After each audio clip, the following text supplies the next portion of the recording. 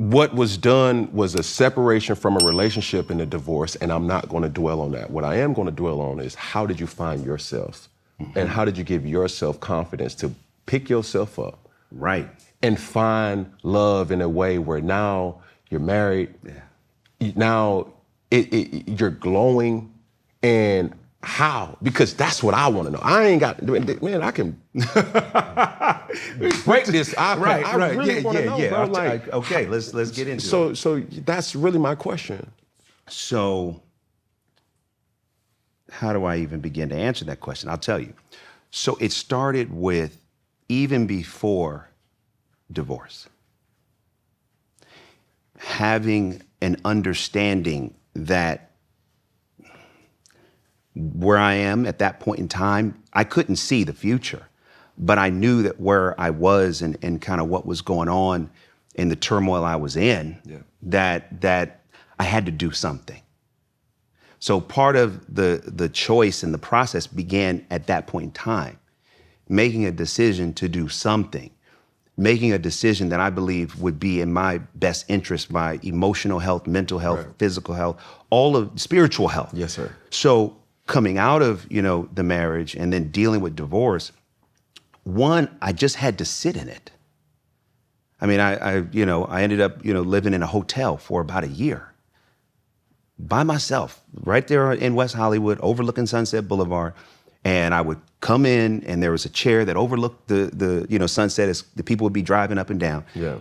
And I would just sit there and I would look out the window and say, how did I get here? What I had to retrace my steps. And so often it's very easy when you go through something to point to the other person and say, well, what they didn't do.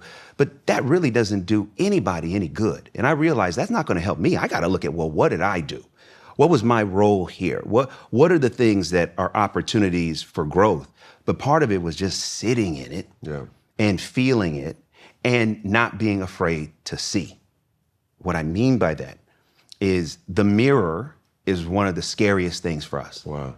Because we can put somebody else in the mirror and tell them what they need to fix. Easy, like look at them, change look at this. them Right. They scuff. Right. Yeah. But to stand or sit in the mirror of our life and look at ourselves, that is sometimes the hardest thing to do. So for me, that's what I chose. I said, okay, this is not what I prayed for. If you would have asked me, 10 years before, would this ever happen? I would have said no, but here's where we are.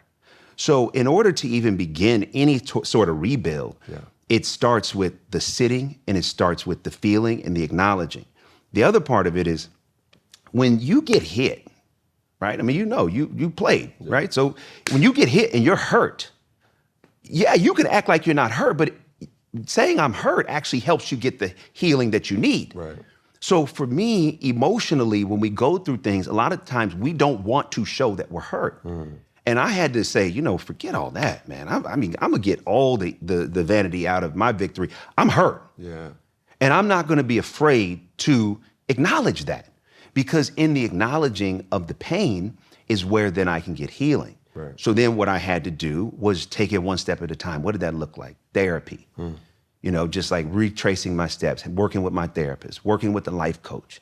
Okay, how do I begin to figure out, well, who is Devon and where is Devon gonna go? Writing, reading the word, journaling, getting spiritual counsel. These were the things that I had to do. And then the other part of it is grace and space. I had to give myself the same grace that I need from God. And I had to give myself the space to allow myself to heal. And I think sometimes that's what we run from. We're running from what we don't want to face. For sure. But anything we're in denial about, we empower to destroy us.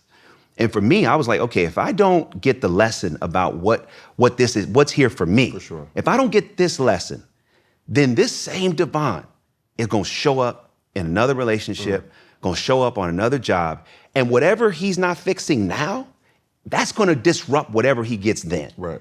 So for me, I had to just go through a process of allowing myself to feel so that I could heal. And that healing process took time. Right. It just took time. But the thing that I will say that I did as well is I just kept my heart open. I didn't allow myself to get cynical, I was angry at times, Right. But, you know, there's a scripture that says, be angry and sin not, right? So it's like, okay, yeah, you can be angry, but be careful what you do with that anger. Wow. And so for me, there were moments of anger, but I never let that be a reason to close my heart, Right. to become callous, to become vindictive in any way. It was like, okay, yeah, I'm in pain, but I'm gonna keep my heart open. Yeah. And as I kept my heart open and as I worked on that healing, then what happened is it's like you start to get aligned with, you know, people, places, circumstances, situations that are in alignment with the work that you're doing. Yeah. And so as I started to get in alignment and heal on the inside, my whole life started to reflect that. Yeah. You know, and when you talk about, you know, now, you know, being married and meeting Maria. And so when you talked, even that earlier question about, well, is it realistic? I'm like, yeah, because right now, like, I'm living the most unrealistic, realistic marriage ever because it's just incredible. It's beyond anything I could have ever hoped, prayed for, or even thought about. And the reason why I believe that is true is because there's a process. And the work that I'm doing and have done on myself then aligns me with the very people that are doing similar work.